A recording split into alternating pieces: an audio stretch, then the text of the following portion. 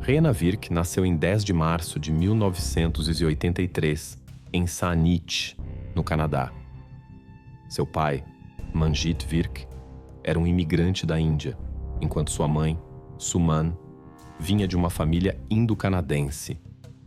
Suman cresceu na ilha de Vancouver e, em 1979, durante uma visita à irmã, conheceu Manjit, que estava de férias. O casal mudou-se para View Royal, um subúrbio litorâneo, onde receberam sua primeira filha, Rena, a mais velha de 3 filhos. A família Virk era devota das Testemunhas de Jeová, um grupo religioso que se desvia do cristianismo tradicional. Quando Rena começou a frequentar a escola primária, seus pais notaram mudanças em seu comportamento. A menina havia se tornado irritadiça e discutia frequentemente. Ela reclamava sempre do seu peso, mas esses pensamentos não eram seus. Eram reflexos do bullying que sofria na escola. Rena tinha dificuldade em se enturmar com seus colegas.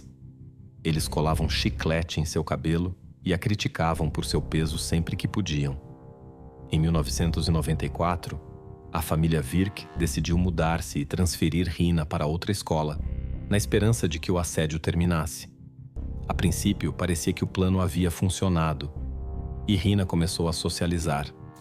Num desses momentos, encontrou um grupo de adolescentes fumando em um parque e sentiu a necessidade de se aproximar deles. Via-os como os populares. Ela invejava a liberdade que tinham de não serem limitados pelos pais e de poderem ficar fora até tarde. Rena, por outro lado, não podia participar dessas diversões. Queria se encaixar com os amigos que comemoravam aniversários e feriados, algo proibido por sua religião. As restrições impostas por seus pais e as proibições religiosas começaram a sufocá-la com o tempo. Rena começou a fugir de casa com frequência, o que piorou ainda mais o relacionamento com a família. No outono de 1996, um incidente chocante ocorreu. Rena alegou que havia sido vítima de abuso sexual, psicológico e físico por parte de seu pai. O Ministério da Criança e da Família iniciou uma investigação e Rena foi retirada de sua casa para viver com seus avós. Seu pai, Manjit, foi preso em 1997 e aguardava julgamento. A prisão causou uma grande comoção entre seus entes queridos. Enquanto vivia com a avó, Rena percebeu que também não se sentia à vontade e, eventualmente, foi colocada em uma família adotiva. Para a família de Rena, essas acusações estranhas eram resultado das influências de suas novas amizades, e eles alegaram que as autoridades canadenses não estavam acelerando a investigação. Mesmo vivendo com a nova família, Rena ainda estava sujeita a regras rígidas e ao toque de recolher. Ela percebeu que as coisas não estavam indo como esperava. Após alguns meses na casa de acolhimento, Rena pediu desculpas à família e admitiu que havia mentido sobre o pai. As acusações contra Manjit foram retiradas, mas Rena não pôde voltar para casa imediatamente. Foi enviada para um abrigo juvenil antes de retornar à família. Nesse período, Rena conheceu Nicole Cook, uma jovem considerada perigosa para sua idade, que falava frequentemente sobre assassinos em série. A personalidade extrovertida de Nicole logo chamou a atenção de Rena, que passou a admirar a confiança da nova amiga. Com o tempo, contudo, Nicole começou a se afastar, sentindo que Rena estava agindo de forma estranha e parecia estar com ciúmes. Enquanto estava na casa de Nicole, Rena bisbilhotou o telefone dela, copiou sua lista de contatos e entrou em contato com alguns jovens.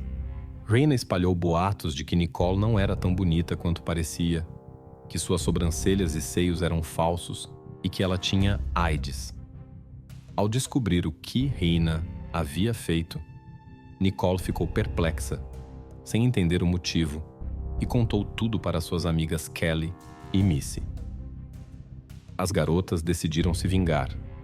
Kelly, a melhor amiga de Nicole, aceitou o plano imediatamente.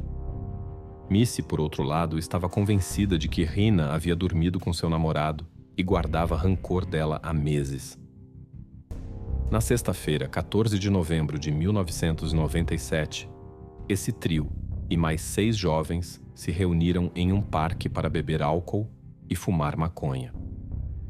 Raina, que conhecia alguns deles, nunca havia sido convidada para esses encontros antes e quando Nicole a chamou, inicialmente hesitou. Na época, Raina estava vivendo com uma família adotiva, mas ainda passava bastante tempo em sua própria casa e tinha planejado jantar com sua família naquela noite. Raina mencionou o convite para seus pais, mas eles pediram que ela ficasse em casa, pois estava frio e já era tarde. Determinada, Raina disse que voltaria em algumas horas e saiu, dirigindo-se ao Shoreline School Park, onde os jovens estavam reunidos. Um pouco depois, um dos jovens quebrou uma janela e a polícia chegou, dispersando o grande grupo. Então, todos se dirigiram para debaixo da ponte Craig Flower. Em determinado momento, Raina ligou para seus pais, avisando que estava tudo bem e que estaria em casa em cerca de 1 hora. Algumas das garotas, no entanto, impediram Raina de sair, agarrando-a pelos braços e confiscando seu passe de ônibus. Enquanto Raina conversava com o grupo, Nicole de repente se aproximou dela, perguntando por que ela estava tentando arruinar sua vida. Em seguida, Nicole começou a agredi-la, apagando um cigarro aceso na testa de Raina. Foi um ataque inesperado para Raina. Pouco depois, 5 outras meninas e um menino se juntaram à briga. Warren Glowatsky, de 16 anos, era o único rapaz do grupo. As agressões duraram mais de 1 minuto, até que alguém gritou: "Já chega!" Raina estava no chão, coberta de sangue. Apesar de seu estado deplorável, ninguém ofereceu ajuda e todos decidiram fugir do local. Nicole e Missy precisavam pegar o último ônibus e, como tinham que voltar para casa, saíram da cena. Raina conseguiu se levantar e, cambaleando, tentou ir para casa.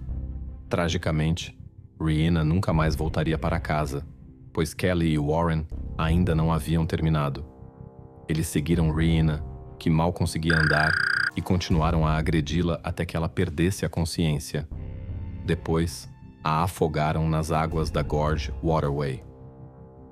Quando Raina não voltou para casa naquela noite, seus pais começaram a se preocupar e presumiram que ela havia passado a noite na casa da avó. Na manhã seguinte, a mãe de Raina descobriu que ela também não estava lá e entrou em contato com Nicole e Missy. As meninas afirmaram que não sabiam onde Raina estava e que não a haviam visto na noite anterior. Desesperada, a família registrou um boletim de ocorrência. Enquanto isso, na segunda-feira, começaram a circular rumores na escola sobre uma garota que havia sido morta. Estranhamente, nenhuma das crianças parecia perturbada com a notícia.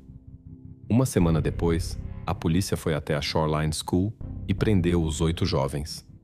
Nicole se recusou a falar e disse que só se comunicaria através de seu advogado, mas Kelly foi convencida a falar rapidamente. Com as informações obtidas nas entrevistas, a polícia enviou uma equipe de mergulho e helicópteros para acelerar as buscas na área indicada por Kelly. O corpo de Raina Virk foi encontrado sem vida nas margens do Gorge Inlet, na ilha de Vancouver. A causa oficial da morte foi afogamento forçado. Os pulmões de Raina continham mais de 20 pedrinhas, provando que ela estava viva quando foi jogada na água. Nicole e outras 5 meninas foram acusadas de agressão agravada pelos eventos da noite. Em 21 de novembro de 1997, Kelly e Warren foram presos, mas havia um problema. Eles tinham apenas 15 e 16 anos, respectivamente. Mesmo assim, os promotores se prepararam para julgá-los como adultos, revelando seus nomes ao público. Warren Glowatsky foi considerado culpado de homicídio em 2º grau pela morte de Raina e sentenciado à prisão perpétua com possibilidade de liberdade condicional após 7 anos. Durante as entrevistas e o julgamento, Kelly apresentou uma versão bem diferente dos fatos. Ela afirmou sempre ter tido medo de ferir alguém e culpou Nicole como a verdadeira assassina. Apesar de o processo judicial ter durado 8 anos, em 2005, Kelly Allard foi condenada à prisão perpétua. Enquanto estava na prisão, tornou-se mãe e agora vive em um centro de reintegração comunitária, tentando cuidar do filho recém-nascido. Os outros 6 acusados foram julgados no Tribunal de Menores em fevereiro de 1998. Todos foram condenados por agressão e sentenciados a penas de prisão variando de 60 dias a 1 ano. Nicole, ao falar com a imprensa, reclamou que uma sentença de até 1 ano era muito severa, pois não se considerava responsável pela morte de Rihanna. Warren, agora com 43 anos, foi libertado sob liberdade condicional em junho de 2010 e opta por viver longe dos olhos do público. Em 2008, Manjit Virk escreveu o livro Rihanna, A Father's Story, criticando o sistema judiciário por ter retirado Rihanna da casa da família. O livro relata a vida de Rihanna, seu brutal assassinato e suas lutas contra o bullying ao longo dos anos.